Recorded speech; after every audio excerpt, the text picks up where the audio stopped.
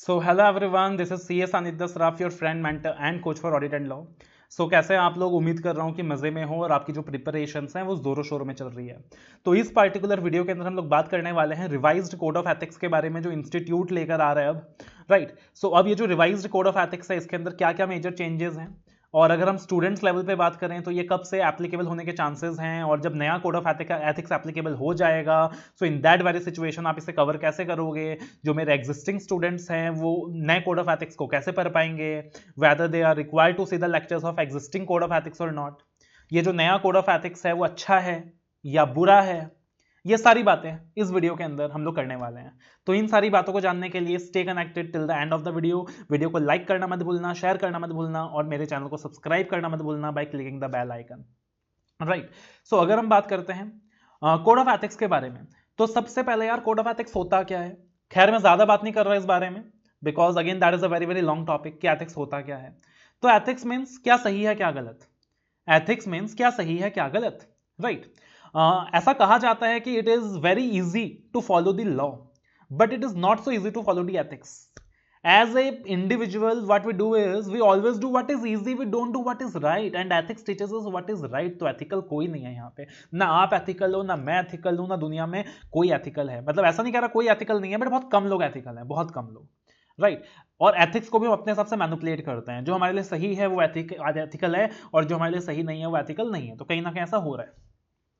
अगर हम chartered accountants की बात करें तो हमारे लिए एथिक्स का बहुत ज्यादा इंपॉर्टेंट रोल होता है, because as a chartered accountant माना जाता है कि हम प्रोफेशनल अकाउंटेंट्स हैं, माना जाता है कि हम ऑडिट कर रहे हैं फाइनेंशियल स्टेटमेंट्स का, और as such users of financial statement हमारे ऑडिटेड फाइनेंशियल स्टेटमेंट्स पे डिपेंड करते हैं।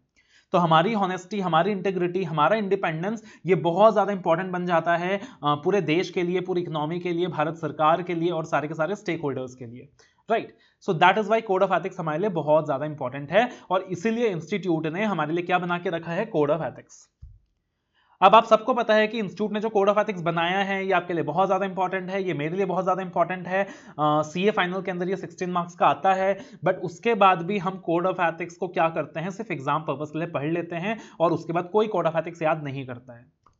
अगर आप एक क्वालिफाइड मेंबर से पूछोगे, उसको इनकम टैक्स प्रोविजंस का नॉलेज होगा, उसको कंपनीज एक्ट का नॉलेज होगा, बट कहीं ना कहीं कोड ऑफ एथिक्स का नॉलेज उसे नहीं होगा, उसे नहीं पता होगा कि इंस्टीट्यूट आज क्या परमिट कर रहा है, क्या परमिट नहीं कर रहा है।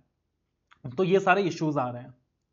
इनफैक्ट अगर आप बात करो तो जो हमारे institute of chartered accountants of India है, आईसीआई की अगर बात करें, तो खुद नरेंद्र मोदी जी ने सीए डे में आकर क्रिटिसाइज किया था कि इंस्टीट्यूट अपने मेंबर्स के खिलाफ एक्शन नहीं ले रहा और इन्फोर्स नहीं कर रहा कि जो मेंबर्स ऑफ द इंस्टीट्यूट हैं वो कोड ऑफ एथिक्स कंप्लाई कर रहे हैं कि नहीं कर रहे। लेकिन अब जाके हमारा जो इंस्टीट्यूट है वो बहुत स्ट्रिक्ट हो गया है, और अब इंस्टीट्यूट का मानना है, अब जो हमारा इंस्टीट्यूट है वो चाहता है कि मेंबर्स कोड ऑफ एथिक्स को फॉलो करें, और कहीं ना कहीं उन्होंने जो इन्फोर्समेंट की रिक्वायरमेंट्स हैं वो ज़्यादा स्ट्रिक्ट कर दी हैं। और नए कोड ऑफ एथिक्स के अंदर ये फोकस है कि जो चार्टर्ड अकाउंटेंट्स हैं वो कोड ऑफ एथिक्स को फॉलो करें। राइट। तो ये सारी जनरल बात हो गई। अब डिटेल्स में और नहीं जा रहा, वरना बहुत बोरिंग हो जाएगा ये वाला पार्ट। इसके लिए एक अलग वीडियो बनाऊंगा मैं आपके लिए कि एथिक्स वर्सेस लॉ क्या डिफरेंस है, सीए के लिए क्या ज्यादा इंपॉर्टेंट है। अब आ रहा हूं मैं कि भाई इस नए कोड ऑफ एथिक्स विज पुराने कोड ऑफ एथिक्स में क्या क्या मेजर डिफरेंसेस है, मेजर हाइलाइट्स। पूरा कोड ऑफ एथिक्स को तो डिस्कस नहीं कर सकते, सिर्फ मेजर हाइलाइट्स की बात कर रहे हैं हम लोग। तो पहला जो डिफरेंस है वो ये है कि पहले जो पुराना कोड ऑफ एथिक्स था उसके अंदर 2 वॉल्यूम्स थे। कितने? 2 वॉल्यूम्स थे, वॉल्यूम 1, वॉल्यूम ए, वॉल्यूम बी। और जो नया कोड ऑफ एथिक्स है उसके अंदर 3 वॉल्यूम है, एक वॉल्यूम इंक्रीज कर दिया है। जो वॉल्यूम है उसके अंदर एक्ट का पार्ट आ जाएगा, उसके अंदर शेड्यूल्स का पार्ट आ जाएगा, और उसके अंदर अकाउंटिंग स्टैंडर्ड्स और लॉ से रिलेटेड कुछ इंपॉर्टेंट बातें आ जाएंगी। उसके बाद जो वॉल्यूम बी है, राइट, द वॉल्यूम 2। सो जो वॉल्यूम बी है उसके अंदर बेसिकली लीगल अलग अलग रिक्वायरमेंट्स आ जाएंगे इंस्टीट्यूट के, काउंसिल की रिक्वायरमेंट्स आ जाएगी। फॉर एग्जांपल एक सीए मैक्सिमम 60 टैक्स ऑडिट से एक्सेप्ट कर सकता है। एक रिक्वायरमेंट वहां पे उन्होंने ऐड किया है कि नए कोड ऑफ एथिक्स के अंदर, कि मान लो कि एक सीए है या उसकी फर्म है, तो अगर किसी क्लाइंट से उसको टोटल 15% ऑफ इस टोटल टर्नओवर मिलता है, सो इन दैट केस सीए को क्या करना चाहिए। तो इस तरीके से एक रिक्वायरमेंट ऐड ऑन किया है उन्होंने। तो जो वॉल्यूम बी है उसके अंदर सारा रिक्वायरमेंट्स आ जाएगा काउंसिल का, और जो वॉल्यूम सी है उसके अंदर जजमेंट्स आ जाएंगे, जो भी इंपॉर्टेंट जजमेंट्स हो चुके हैं। तो 3 वॉल्यूम्स इट विल हैव, मतलब कहीं ना कहीं जो कोड ऑफ एथिक्स का साइज है वो भर जाएगा, जो वॉल्यूम है वो भर जाएगा, और शायद एग्जाम के लिए भी जो कोड ऑफ एथिक्स की रिक्वायरमेंट है वो और ज्यादा इंपॉर्टेंट बन जाएंगी। राइट। तो हो सकता है कि जब रिवाइज्ड कोड ऑफ एथिक्स आए तो अभी जो करंटली 16 मार्क्स का कोड ऑफ एथिक्स नॉर्मली पूछा जा रहा है स्टूडेंट से, उसका वेटेज 2022 तक पहुंच जाए। That is my expectation. हालांकि अभी तक इंस्टीट्यूट ने ऐसा कुछ नहीं बोला है। उसके बाद एक चीज उन्होंने जो करी है कि जो इंडिपेंडेंस की जब हम बात करते हैं, auditor should be independent, auditor should be independent, तो इंडिपेंडेंस को ना हम बहुत ही लेमन टर्म्स में देखते हैं, बहुत ही नैरो टर्म्स में देखते हैं, राइट। कंपनीज एक्ट इंडिपेंडेंस की बात करता है, कंपनीज एक्ट कुछ रेस्ट्रिक्शंस लगाता है, उसे अपन फॉलो कर लेते हैं और अपन खुश हैं, उसके ज्यादा कुछ दिमाग नहीं लगाते। अब नए कोड ऑफ एथिक्स के अंदर ना उन्होंने इंडिपेंडेंस के बारे में बहुत ज्यादा डिटेल में बातचीत करी है। एक पूरा चैप्टर इंसर्ट कर दिया उन्होंने इंडिपेंडेंस के ऊपर, पूरा का पूरा चैप्टर इंसर्टेड है इंडिपेंडेंस के ऊपर। हालांकि आई डोंट थिंक कि आपके एग्जाम पर्पस के लिए वो इतना ज्यादा इंपॉर्टेंट होगा, ये मेरा मानना है कि आपके एग्जाम पर्पस के लिए शायद वो इतना ज्यादा इंपॉर्टेंट नहीं होगा। आपके लिए वही इंपॉर्टेंट होगा कि यार इंडिपेंडेंस के लिए क्या क्या थ्रेट्स है, what are the threats to independence, और उन थ्रेट्स टू इंडिपेंडेंस को कैसे मिटिगेट किया जा सकता है। उसके एक अलग वीडियो में आपके लिए रिलीज कर दूंगा चैनल के अंदर कि what are the threats to the independence. और साथ ही साथ उसका इंटरलिंकिंग भी डिस्कस कर लेंगे आप लोग कि कंपनीज एक्ट के साथ उसे कैसे कैसे इंटरलिंक किया जा सकता है। तो एक इंडिपेंडेंस के ऊपर ना उन्होंने पूरा का पूरा चैप्टर ही ऐड कर दिया नए कोड ऑफ एथिक्स में। उसके बाद थर्ड चीज उन्होंने क्या करी है, that is reporting requirements add कर दिया मेंबर ऑफ द इंस्टीट्यूट के लिए। They have added the reporting requirements. For example companies act 2013 के अंदर भी आपको याद होगा कि सीए के लिए रिपोर्टिंग रिक्वायरमेंट ऐड किया था। 143 subsection 12 that is reporting of fraud to the central government, 143 subsection 3 that is reporting about the internal financial controls whether the IFC is effective. तो ये सारा नया रिपोर्टिंग रिक्वायरमेंट तो था जो ऐड किया था। अब रिपोर्टिंग रिक्वायरमेंट्स को ना हर जगह स्ट्रिक्ट कर रहे हैं। कारो 16 भी रिवाइज हो रहे हैं, कारो 16 के अंदर भी रिपोर्टिंग रिक्वायरमेंट्स ऐड कर रहे हैं। जो 16 पॉइंट्स था उसमें नए पॉइंट्स लेकर आ रहे हैं, नए सब पॉइंट्स लेकर आ रहे हैं। और जो नया कोड ऑफ एथिक्स है उसके अंदर भी रिपोर्टिंग रिक्वायरमेंट्स ऐड हो रही है। फॉर एग्जांपल कुछ ऐसा भी आने वाला है कि जैसे अभी तो सिर्फ फ्रॉड के बारे में आपको डिस्क्लोजर्स देना होता है सेंट्रल गवर्नमेंट को, आगे चल के ऐसा होगा कि अगर आप ऑडिटर हो किसी पब्लिक कंपनी का, तो वहां पे आप जो भी वायलेशन देख रहे हो, मेजरली फेमा का वायलेशन है, रेरा एक्ट का वायलेशन है, मनी लॉन्ड्रिंग का वायलेशन है, तो रिस्पेक्टिव अथॉरिटी को आपको रिपोर्ट करना पड़ेगा। मतलब आपको विसल ब्लोअर की भूमिका निभानी होगी। तो ऐसा भी कुछ आने वाला है, रिपोर्टिंग रिक्वायरमेंट और ऐड होने वाला है। इससे फायदा क्या होगा कि इससे फायदा इंस्टीट्यूट की क्रेडिबिलिटी और बढ़ेगी, right. The credibility of the institute is going to increase. कल को इंस्टीट्यूट जाकर बोल सकता है एमसीए को कि भैया ये मेरा जो चार्टर्ड अकाउंटेंट है, हम जो चार्टर्ड अकाउंटेंट्स हैं, अब इनके ऊपर हमने इतना ज्यादा रिपोर्टिंग रिक्वायरमेंट ऐड कर दिया है कि दे आर द वंस कि भैया कुछ भी गलत होगा तो ये लोग क्या करेंगे, रिपोर्ट करेंगे, तो इनको और पावर्स दिया जाए। तो ऐसा इंस्टीट्यूट रिप्रेजेंट कर सकता है, माइट बी ए पॉसिबिलिटी। ये व्यू मेरा नहीं है, ये वाला जो व्यू है ये मैंने एक वीडियो देखा था, तो अमरजीत चोपड़ा सर का व्यू है, बहुत अच्छा व्यू लगा मुझे ये कि ये जो पार्टिकुलर पॉइंट है उन्होंने कहा कि ये सेलिंग पॉइंट बन सकता है इंस्टीट्यूट का, कि they can go to the MCA and they can tell कि भैया देखो हमने क्या कर दिया, अपने मेंबर्स के लिए एक रिक्वायरमेंट इंसर्ट कर दी है कि कुछ भी रॉन्ग डूइंग होगा तो सीए क्या करेगा, इन्फॉर्म करेगा। हालांकि इसके नेगेटिव कॉन्सिक्वेंसेस भी उन्होंने बताए। उसके बाद अगर हम बात करें तो रिपोर्टिंग रिक्वायरमेंट ऐड कर दिया, इंडिपेंडेंस के बारे में और बातचीत करी। इनफैक्ट जो बेसिक पिलर्स है ना हमारे इंटीग्रिटी के, एथिक्स के, हॉनेस्टी, इंटीग्रिटी, ये सारा को और ज्यादा स्ट्रिक्ट कर दिया। और हर किसी चीज में उन्होंने कहा कि आप ना अपना एक पैरामीटर डिफाइन कर लो। फॉर एग्जांपल कहा जाता है honesty, you should be honest, but honesty के अंदर एक एक्सेप्टेबल लेवल डिफाइन कर लो। कहा जाता है confidentiality, you should maintain confidentiality, उसके अंदर आप एक एक्सेप्टेबल पैरामीटर डिफाइन कर लो कि भैया सपोज फॉर एग्जांपल प्रैक्टिकली आप किसी क्लाइंट को ऑडिट कर रहे हो तो आप उसके बारे में कुछ भी इंफॉर्मेशन डिस्क्लोज नहीं करोगे, बट अगर कभी कर भी दिया तो कितना अलाउड है कितना अलाउड नहीं है, एक पैरामीटर बना लो, एक एक्सेप्टेबल लेवल बना लो। ऐसा कहा उन्होंने। उसके बाद what they did is that, again जहां भी उनको लगा ना यार कि ये पार्टिकुलर जो रिक्वायरमेंट है ये सीए के ऊपर ज्यादा स्ट्रिक्ट हो रहा है, उसको थोड़ा सा लिबरल किया उन्होंने। कुछ जगह पे रिक्वायरमेंट को एड ऑन किया। फॉर एग्जांपल इंडिपेंडेंस के रिक्वायरमेंट को और ज्यादा स्ट्रिक्ट किया, इंडिपेंडेंस के बारे में और ज्यादा बातचीत करी है, रिपोर्टिंग के रिक्वायरमेंट्स एड ऑन करी है, बट कहीं कहीं रिक्वायरमेंट को लिबरलाइज भी किया है। फॉर एग्जांपल अगर आपको याद होगा कम्युनिकेशन का रिक्वायरमेंट है, clause 8 part 1 first schedule of the chartered accountants act, clause 9 part 1 first schedule of the chartered accountants act. Clause 8 जहां कहा गया है कि सीए को क्या करना चाहिए, पुराने सीए को कम्युनिकेट करना चाहिए बिफोर एक्सेप्टिंग द ऑडिट, और क्लॉज 9 में कहा गया है कि ही शुड एंश्योर दी कि जब भी उसका अपॉइंटमेंट हुआ है वो सेक्शन 139, 140, 141 के कंप्लायंस के बाद हुआ है। अब देखा गया कि सीए कम्युनिकेट नहीं करता, कितने कंप्लेंट्स आ गए, सीए कम्युनिकेट नहीं करता प्रीवियस ऑडिटर को, राइट। सो अब जो कम्युनिकेशन के रिक्वायरमेंट्स और रिलैक्स की गई है। पहले क्या था कि रजिस्टर्ड पोस्ट के माध्यम से आप कम्युनिकेट कर सकते हो, अब और इजी कर दिया है। अब बोला मेल आईडी काफी है भैया, एक मेल आईडी के थ्रू तुम लेटर भेज दो, काफी है। और प्रैक्टिकली ऐसा नहीं होगा कि मतलब तुमको डरने की कोई जरूरत नहीं है कि यार मैं पुराना ऑडिटर को कम्युनिकेट कर दूंगा और उसने मेरे को अपॉइंटमेंट एक्सेप्ट नहीं करने दिया, तो ऐसा नहीं होगा। वो तुम्हारी मर्जी है, वो पहले भी ऐसे ही था। वो एक ऑब्जेक्शन रेज कर सकता है खाली, but ultimately fall the legal requirements of appointment has been complied with, तो वो आपको मना नहीं कर सकता। और कम्युनिकेशन का रास्ता सिंपल कर दिया, बोला मेल से काफी है। उसके बाद कम्युनिकेशन के रिक्वायरमेंट में और भी चेंजेस हैं। फॉर एग्जाम्पल अगर मैं बात करूं तो कम्युनिकेशन के रिक्वायरमेंट में और भी ज्यादा चेंजेस हैं। जैसे पहले क्या था कि आप कम्युनिकेट कर रहे हो, तो सपोज अगर ये आ गया कि भाई जो पोस्ट है वो रिसीव नहीं हुआ, सामने वाले बंदे को एड्रेस नहीं मिला, रिसीवर नहीं था, तो एक्सेप्ट कम्युनिकेशन को इनकम्प्लीट माना जाता था। अब इंस्टीट्यूट में बोला आपने मेल कर दिया, सेंड हो गया, काफी है। आपने सही रजिस्टर्ड एड्रेस में भेज दिया, काफी है। सामने वाला रिसीव करे कि नहीं करे उसका आउटलुक है। आप कम्युनिकेट करो और ऑडिट एक्सेप्ट करो और काम करना शुरू करो। जब ऑब्जेक्शन आएगा देखा जाएगा। तो सिंपल कर दिया। इनफैक्ट अब जो रिसीविंग ऑडिटर है जिसको आप कम्युनिकेट कर रहे हो, उसके ऊपर भी और रिक्वायरमेंट एड ऑन कर दी है। बोला है कि अगर तुमने रिजाइन किया था तो तुम नए ऑडिटर को बताओ तुमने क्या रिजाइन किया था। पहले क्या था, वो कॉन्फिडेंशियलिटी का बहाना लेता था, कंपनी में कुछ गलत भी हो रहा है तो मैं बता नहीं सकता नए ऑडिटर को, वरना मेरा कॉन्फिडेंशियलिटी का रिक्वायरमेंट वायलेट हो जाएगा। अब इंस्टीट्यूट ने बोला कि अगर कुछ रॉन्ग प्रैक्टिसेस थी जो तुमने देखा, for example books of accounts को मैनिपुलेट किया जा रहा था और इसलिए तुमने रिजाइन कर दिया, तो बताओ नए ऑडिटर को कि ऐसा ऐसा है भाई, बुक्स ऑफ अकाउंट्स को मैनिपुलेट किया जाता है इस कंपनी के अंदर, इसलिए मैंने रिजाइन किया था, ताकि नए ऑडिटर भी क्या कर सके, डिसाइड कर सके।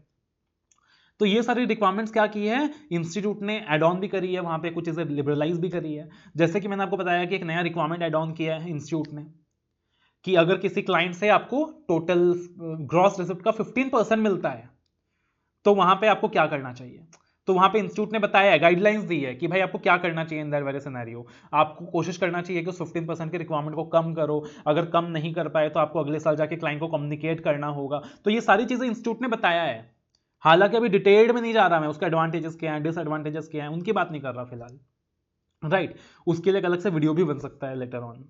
तो ये सारी चीजें क्या करी है उन्होंने वहां एड ऑन करा है, उन्होंने बताया है। So all this are the new changes that have come. Independence की ज्यादा बातें करी, वॉल्यूम्स 3 कर दिए, थोड़ा सा इलाबरेट कर दिया कोड को। जैसे फॉर एग्जांपल कंसल्टेंसी सर्विसेज को अच्छे से डिफाइन कर दिया कि कंसल्टेंसी सर्विसेज में क्या क्या आएगा। याद है ना सेक्शन 144 में लिखा था कि ऑडिट कर रहे हो तो कंसल्टेंसी प्रोवाइड नहीं कर सकते, बट कंसल्टेंसी में क्या क्या कुछ नए रेस्ट्रिक्शंस भी लगाए हैं। For example CA recruitment services offer नहीं कर सकता, recruitment services on behalf of the client, ऐसा नया कोड ऑफ एथिक्स के अंदर है। अभी जो चीजें बता रहा हूं उसमें इफ्स एंड बट्स भी हैं, बिकॉज हर किसी चीज का एक्सेप्शन भी है। तो अभी ये मत समझना कि मैंने जो बता दिया वही है, this is just the general view. तो रिक्रूटमेंट सर्विसेज की भी वहां बात की है कि जो रिक्रूटमेंट सर्विसेज हैं वहां भी सीए जल्दी से एक्टिव रोल प्ले नहीं कर सकता। तो इस तरीके से काफी सारे चेंजेस हैं जो नए कोड ऑफ एथिक्स के अंदर आया है, ठीक है। अब अगर मैं बात करूं तो अच्छा है कि बुरा है, सर अच्छा है। कोई भी चीज जब नहीं आती है तो अच्छा होता है। कुछ सोच समझ के इंस्टीट्यूट इन नए चेंजेस को लाया है, पुरानी कमियों को दूर करी है और नई कमियों को लेकर आया है। बट जैसे कि कंपनीज एक्ट 2013 को जब लाया गया था उसके अंदर काफी सारे लूप होल्स निकले थे, और फिर 2013 एक्ट के अंदर लगातार चेंजेस आए, आज भी आ रहे हैं। उस तरीके से जो हमारा नया कोड ऑफ एथिक्स भी है, इसको भी आप पत्थर की लकीर मत समझ लेना। इस कोड ऑफ एथिक्स के अंदर भी काफी सारे लूप होल्स आएंगे और उन लूप होल्स को इंस्टीट्यूट को एड्रेस करना पड़ेगा। जैसे मैं अभी कोड ऑफ एथिक्स स्टडी कर रहा था तो काफी सारे लूप होल्स मेरे दिमाग में आ गए, कभी डिस्कस करेंगे हम लोग, राइट। तो काफी सारे लूप होल्स भी हैं, उसको इंस्टीट्यूट एड्रेस करेगा। इंस्टीट्यूट में समझदार लोग बैठे हैं तो they will address it, but code of ethics में चेंजेस भी आएंगे दोबारा। प्लस कोविड-19 की वजह से भी आई बिलीव कि certain changes will come in this new code of ethics, जो अभी तक नहीं आया। कॉन्सेप्ट ऐड ऑन होंगे, जैसे भविष्य में वर्चुअल ऑफिस का कॉन्सेप्ट आने वाला है, एक इंटरेस्टिंग कॉन्सेप्ट है, ठीक है। तो ये सारे चेंजेस और भी आएंगे। अब स्टूडेंट्स की बात करें, सर हमें ये बता दो भैया हमारे एग्जाम के लिए एप्लीकेबल है कि नहीं है। तो सबसे पहले जिन स्टूडेंट्स के एग्जाम जुलाई में है, जुलाई 20 में है, आपके लिए बिल्कुल भी एप्लीकेबल नहीं है, टेंशन लेने की कोई जरूरत नहीं है। ये वीडियो आपने सिर्फ ज्ञान के लिए देखा है, सिर्फ नॉलेज के लिए देखा है, इसके अलावा कोई इसका पर्पस आपके एग्जाम्स के लिए नहीं है। इसका एक दो पॉइंट याद मत रखना। जिन बच्चों का एग्जाम नवंबर 20 में है, अगेन सबसे पहले तो ये एक टफ डिसीजन है फिलहाल कि जुलाई नवंबर में होगा या एक ही होगा, बट अज्यूम करते हैं जुलाई में भी हो रहा है और नवंबर में भी हो रहा है। जिन बच्चों का नवंबर 20 में है उनके लिए भी मुझे कोड ऑफ एथिक्स एप्लीकेबल होता हुआ नजर नहीं आ रहा, चांसेस कम लग रहे हैं, चांसेस कम लग रहे हैं, ऐसा नहीं है कि नहीं हो सकता, चांसेस बहुत कम लग रहे हैं, ब्लीक लग रहे हैं। जिन बच्चों के एग्जाम मई 21 में है, यस मई 21 में एप्लीकेबल होने के चांसेस हैं, और नवंबर 21 में जिनका अटेम्प्ट है उनके लिए तो शॉर्ट कोड ऑफ एथिक्स नया वाला एप्लीकेबल होगा। अब देखो, अगर मैं बात करूं, आप पूछोगे सर आपने जो वीडियोस रिकॉर्ड करके दी है वो तो आपने पुराने कोड ऑफ एथिक्स के हिसाब से रिकॉर्ड करके दी है। सर मेरा तो मई 21 अटेम्प्ट है, मेरा तो नवंबर 21 अटेम्प्ट है, मैं क्या करूं, मैं कोड ऑफ एथिक्स पढूं कि नहीं पढूं? अरे भैया टेंशन लेने की जरूरत नहीं है। क्या चेंज है यार? कुछ एडिशंस हैं, कुछ मॉडिफिकेशंस है, that's it. Some addition, some modification, 90% of that it is going to remain the same. तो टेंशन लेने की जरूरत क्या है? जो भी एडिशंस होंगे, जो भी मॉडिफिकेशंस होंगे, आपको बता दिया जाएगा। तो टेंशन मतलब आराम से पढ़ाई करो यार, राइट? टेंशन मतलब आराम से पढ़ाई करो। तो this are some of the significant changes. इसके अलावा अगला वीडियो आप क्या चाहते हो यार? क्या बनाऊं मैं? किस पर्टिकुलर टॉपिक के बारे में बनाऊं? कमेंट सेक्शन में मेंशन कर सकते हो। जैसे कुछ टॉपिक्स मेरे दिमाग में हैं, मैं शेयर कर रहा हूं, आपके दिमाग में कुछ और हो तो आप भी शेयर कर सकते हो। जैसे impact of covid on chartered accountants एक अच्छा टॉपिक है जिसके बारे में वीडियो बना सकता हूं, शायद आप जानना चाहते होंगे। थ्रेट्स टू इंडिपेंडेंस, एक ये वीडियो तो बनाऊंगा ही बनाऊंगा, बिकॉज एनीवे काफी इंपॉर्टेंट एग्जाम के लिए, जिन बच्चों के एग्जाम जुलाई में है उनके लिए भी इंपॉर्टेंट है, threats to independence. So again इस पर्टिकुलर टॉपिक के ऊपर एक वीडियो बनाया जा सकता है। तो इंपैक्ट ऑफ कोविड-19 हो गया, थ्रेट्स टू इंडिपेंडेंस हो गया, फिर wrong practices in C act. अभी भी कुछ चीजें हैं जो सी एक्ट में गलत है, कहीं ना कहीं अपने फायदे के लिए काउंसिल के मेंबर्स ने कुछ प्रोविजंस कोड ऑफ एथिक्स के अंदर बना रखे हैं। तो वो एक डिस्प्यूटेड सा वीडियो बन जाएगा, इसलिए मैंने अभी तक नहीं बनाया है। अगर बहुत सारे स्टूडेंट्स रिक्वेस्ट करेंगे तो उस पर्टिकुलर टॉपिक के अंदर भी मैं वीडियो बनाऊंगा, that is wrong practices in the C act, या फिर इस सी एक्ट में क्या क्या गलत है, क्या क्या चीजें गलत है, राइट? उसके बाद अगर हम बात करें तो ये 2-3 टॉपिक्स हो गए कुल मिलाकर। और भी टॉपिक्स का अगर सजेशन आपके दिमाग में है तो आप दे सकते हो, कमेंट के अंदर मेंशन कर सकते हो। आपको एग्जाम्स के लिए टेंशन लेने की जरूरत नहीं है, जैसे कि मैंने बताया था जुलाई 20 वाले भूल जाओ क्या पढ़ाया था मैंने, सिर्फ नॉलेज के लिए था। नवंबर 20 में अगर होगा तो देखेंगे, चांसेस कम है। मई 21, नवंबर 21 जो वीडियो दिया है अभी आराम से देख लो, जो भी चेंजेस होगा कम्युनिकेट कर दिया जाएगा। Some addition, some modifications, that is going to take place, nothing more, right? तो यही सारी चीजें आने वाली है। तो ये बहुत ही एक शॉर्ट ओवरव्यू है regarding what is going to come in the new code of ethics. Plus एक चीज इंस्टीट्यूट अच्छा कर रहा है कि पहले क्या था यार कि जो कोड ऑफ एथिक्स की बात करते थे सिर्फ बुक्स में रहता था, इंस्टीट्यूट इन्फोर्स नहीं करता था compliance of code of ethics. अब इंस्टीट्यूट कोशिश कर रहा है enforcement of compliance of code of ethics, जो कि एक अच्छी बात है हमारे इंस्टीट्यूट, हमारे फ्यूचर की बेहतरी के लिए। बट कहीं ना कहीं मैं एक इंस्टीट्यूट से अपील करना चाहूंगा कि आप चीजें स्ट्रिक्ट करते जा रहे हो कोड ऑफ एथिक्स के माध्यम से, बट कहीं ना कहीं आज के टाइम पे एक सीए कंपीट करता है विद द कंपनी सेक्रेटरीज, एक सीए कंपीट करता है विद द सीएमएज, एक सीए कंपीट करता है विद द एमबीएज। तो अगर आपने हमारे ऊपर इतने स्ट्रिक्ट स्ट्रिंजेंट रिक्वायरमेंट्स एप्लीकेबल कर दिए और वहां उनके इंस्टीट्यूट ने उनके ऊपर नहीं करा, तो कहीं ना कहीं कॉम्पिटिशन में हमें हर्ट होगा। सो ये चीज भी आपको ध्यान रखनी है, ये चीज भी हमें ध्यान रखनी है, right? So all the very best. जिन स्टूडेंट्स के एग्जाम जुलाई में है, मेहनत करके पढ़ें, एक हौसले के साथ पढ़ें, जज्बे के साथ पढ़ें। जिनका एग्जाम लेट से है अभी से प्लानिंग करें, बिकॉज प्लान अभी से जितना अच्छे से करके चलोगे उतना अच्छा होगा। ऑडिट में भी आप पढ़ते हो कि ऐसे 300 के हिसाब से सबसे पहले प्लानिंग करनी चाहिए, अंडरस्टैंड करना चाहिए एंटिटी को, रिस्क असेस करना चाहिए, स्ट्रैटेजी बनानी चाहिए और अकॉर्डिंगली प्रोसीजर्स परफॉर्म करना चाहिए। तो आपने भी क्या करना है सर? बिल्कुल वैसे ही करना है। वीडियो अच्छा लगा तो लाइक करना मत भूलना, शेयर करना मत भूलना।